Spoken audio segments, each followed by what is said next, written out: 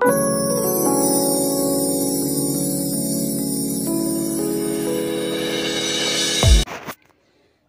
আলাইকুম ভিউয়ার্স, আপনারা সবাই কেমন আছেন? আশা করি ভালো আছেন। আমরা আলহামদুলিল্লাহ আল্লাহর অশেষ রহমতে অনেক ভালো আছি। তো আজকে আপনাদের মাঝে নিয়ে আসলাম একটা রেসিপি, সেটা হলো মেজবান গরুর মাংস। তো আমি কিভাবে এই মেজবান গরুর মাংসটা করেছি সেটাই আপনাদের মাঝে আজকে শেয়ার করব। তো এই মেজবান গরুর মাংস রেসিপিটা শুরু থেকে শেষ পর্যন্ত দেখবেন, তাহলে বুঝতে পারবেন আমি কিভাবে রান্না করেছি। তো আজকে এই মেজবান গরুর মাংস রেসিপিটা যদি ভালো লাগে একটা লাইক দিবেন, কমেন্ট করে জানাবেন কেমন হয়েছে। তো চলুন রেসিপিটা শুরু করি। তো এখানে হচ্ছে রেসিপিটা তৈরি করার জন্য একটা পাতিল নিয়েছি, আর এখানে নিয়েছি আমি 2 কেজি গরুর মাংস। তো গরুর মাংসটা খুব সুন্দর করে ধুয়ে পরিষ্কার করে নিয়েছি এখানে। তো এখন হচ্ছে আমি এই পাতিলে মশলাগুলো দিয়ে দেব প্রথমে। তো আমি এখন দিয়ে দিচ্ছি পেঁয়াজ কুচি, এখানে দিয়ে দিব মশলা দারচিনি, এলাচ, লবঙ্গ, গোলমরিচ। তো এখানে নিয়েছি আমি মেজবান গরুর মাংস মশলাটা। তো এখানে যে কোনো মুদির দোকানে গিয়ে পেয়ে যাবেন আপনারা এই মেজবান গরুর মাংসর মশলাটা। তো এই প্যাকেটের ভিতর থাকে 2টা প্যাকেট। তো এই যে উপরে যে প্যাকেটটা, এটা হচ্ছে প্রথমে দিতে হবে, আর এই প্যাকেটটা হচ্ছে রান্না করার 5 থেকে 10 মিনিট আগে দিয়ে দিতে হবে। তো প্রথমে যে প্যাকেটটা দিতে হয়, তো ওই প্যাকেটটা এখন হচ্ছে আমি দিয়ে দিয়েছি, আর দিয়ে দিলাম স্বাদ মতো লবণ।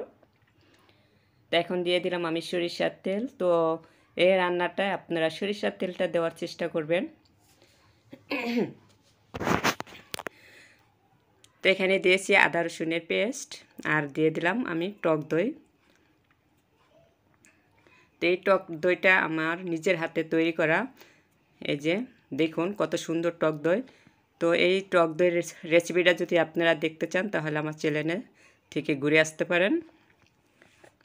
আমার চ্যানেলে দেওয়া আছে।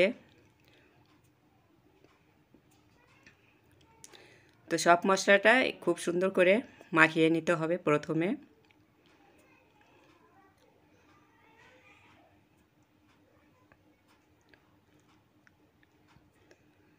তো এখন হচ্ছে মাংসগুলো দিয়ে দিব।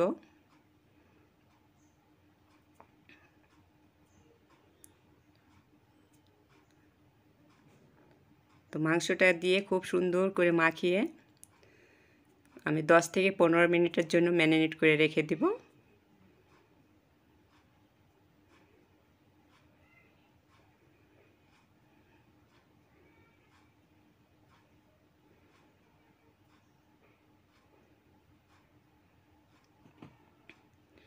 তো মাখানো শেষ, এখন হচ্ছে আমি 10-15 মিনিটের জন্য রেখে দিব। তো 15 মিনিট পরে এখন আমি চলে আসলাম চুলার পাড়ে, দেখুন। তো এখন হচ্ছে ঢাকনা দিয়ে আমি রান্নাটা বসাই দিব।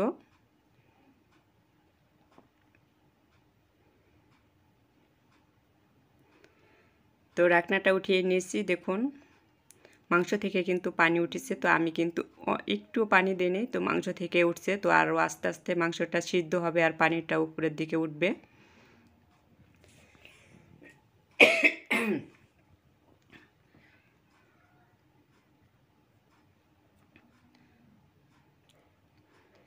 তো এখন হচ্ছে আমি একটু নেড়ে চেড়ে দিতেছি, নিচেরটা উপরের দিকে উঠিয়ে দিচ্ছি।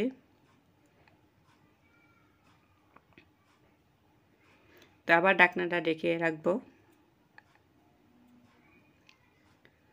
তো খুব সুন্দর করে মাংসটাকে কষিয়ে নিব।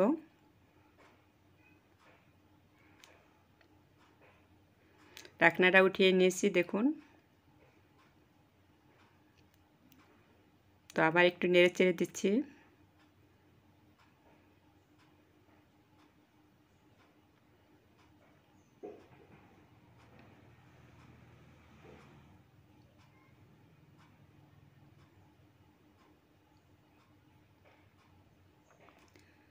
তো এভাবে নেড়ে চেড়ে মাংসটাকে খুব সুন্দর করে কষিয়ে নিতে হবে।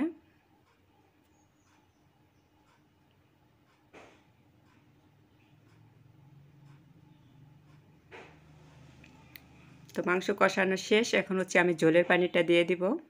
তো এখানে একদম বেশি করে দিব না ঝোলের পানিটা, তো যতটুকু পরিমাণ লাগবে আমার এই মেজবান গরুর মাংস রান্না করতে তো ওই পরিমাণে দিয়ে দিব। তো সব গরুর মাংস রান্নার ক্ষেত্রে এই মেজবান গরুর মাংসটা কিন্তু আলাদা।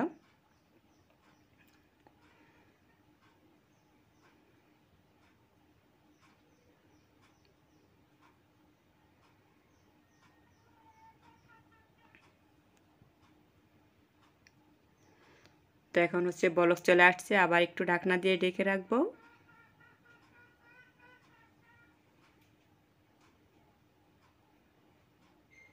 তো শুরু থেকে শেষ পর্যন্ত যদি না দেখেন তাহলে কিন্তু বুঝতে পারবেন না আমি গরুর মাংস, এই মেজবান গরুর মাংসটা কীভাবে রান্না করেছি। তো লাস্টেও কিন্তু অনেক আছে, লাস্টে আমি কিভাবে কি করেছি, তো সেটা যদি না দেখেন তাহলে বুঝতে পারবেন না।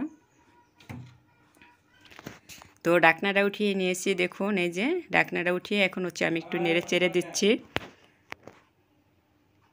তো এখন হচ্ছে আমি যে আরেক প্যাকেট মশলা ছিল লাল প্যাকেট, তো ওই লাল প্যাকেটটা হচ্ছে এখন দিয়ে দিব। তো আমি কিন্তু প্রথমেই বলছিলাম 2 প্যাকেট, একদম লাস্টে 1 প্যাকেট, শুরু থেকে 1 প্যাকেট। তো এখন লাস্টে এই যে রান্না করার, এই যে আমি চুলা থেকে নামিয়ে নিব, তো ওই 5 থেকে 7 মিনিট আগে আমি দিয়ে দিলাম এই লাল প্যাকেটের মশলাটা। তো এখন হচ্ছে মশলাটা দিয়ে খুব সুন্দর করে মিক্স করে নিতে হবে।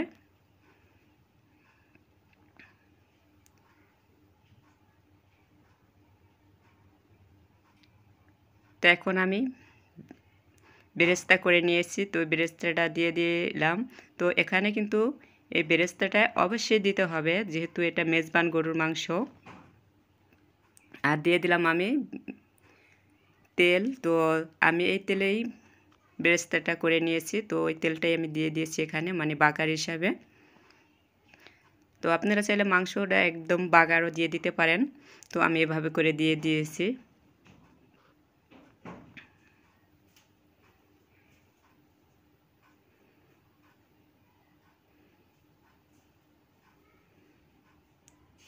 তো বেরেস্তাটা দেওয়ার পরে আমি একটু ঢাকনাটা ঢেকে রাখছি, তো ঘ্রাণটা খুব সুন্দর করে মাংসের ভিতরে ঢুকবে একদম। তো এখন একটু নেড়ে চেড়ে নিচ্ছি, তো এত সুন্দর একটা ঘ্রাণ আসছে, তো কিভাবে বুঝাইবো আপনাদেরকে, তো যদি খাইতেন তাহলে বুঝতে পারতেন। তো আপনারা কারা কারা এভাবে মেজবান গরুর মাংসটা রান্না করে খেয়েছেন কমেন্ট করে জানাবেন অবশ্যই। যারা না খেয়েছেন তারা আমার রেসিপিটা ফলো করে অবশ্যই রান্না করে খেয়ে দেখবেন।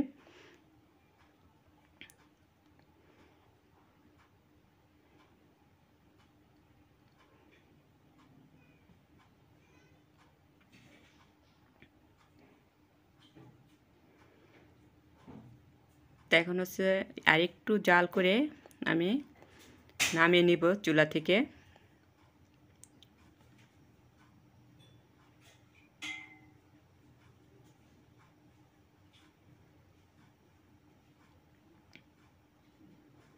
তো এই মাংসটা এত মজার হয়, একদম একবার খেলে বারবারই খেতে মন চায় এই মেজবান গরুর মাংসটা।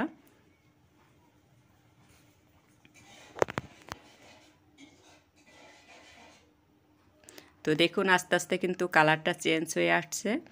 তো এখন হচ্ছে একদম লাস্ট পর্যায়ে এসে দিয়ে দিলাম আমি কয়েকটা কাঁচামরিচ। তো কাঁচামরিচটা দেওয়ার পরে আমি আবার একটু ঢাকনা দিয়ে ঢেকে রাখবো যাতে করে কাঁচামরিচের ঘ্রাণটাও পুরা মাংসতে ছড়িয়ে যায়। তো এখন হচ্ছে আমি জালটা অফ করে দিব।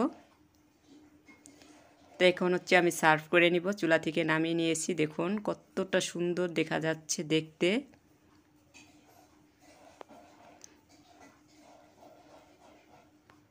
অনেক অনেক মজার একটা রেসিপি, তো আপনারা চেষ্টা করবেন এটা একবার হলেও খাওয়ার মেজবান গরুর মাংসটা।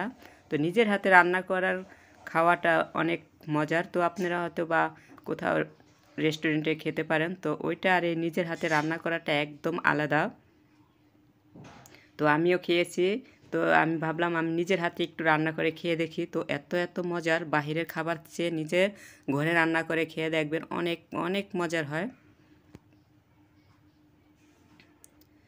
তো যারা এই পর্যন্ত লাইকটা দেননি তারা অবশ্যই একটা লাইক দিয়ে দেন। তো আজকের রেসিপিটা কেমন হয়েছে অবশ্যই জানাবেন।